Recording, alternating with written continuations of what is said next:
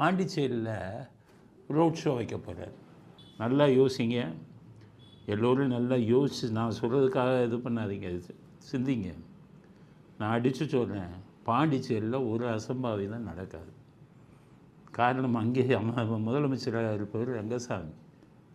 நம்ம தமிழ்நாட்டுக்கு 1,50,000 போலீஸ், பாண்டிச்சேரியில் 4,000 போலீஸ். இந்த 4,000 போலீஸை வச்சு ஒரு சாதாரண பாண்டிச்சேரி, ஒரு யூனியன் பிரதேசமாக இருந்த பாண்டிச்சேரியை 4,000 போலீஸை வச்சுக்கிட்டு விஜய் வந்து பிரச்சாரம் பண்ண வர்றதுக்கு பாதுகாப்பு கொடுக்குறான். அங்கே இருக்கிற போலீஸு இங்கே 1,50,000 போலீஸை வச்சுட்டு விஜய் பிரச்சாரம் பண்ண போனால் 1 மாதத்துக்கு முன்னாடி எனக்கு அனுமதி வாங்கணும் அப்படிங்கிறாங்கன்னா, எதுக்கு 1,50,000 போலீஸ் வச்சுக்கிட்டு இருக்கீங்க? கலைச்சிட்டு போங்க. போலீஸுன்னு முடியலையா?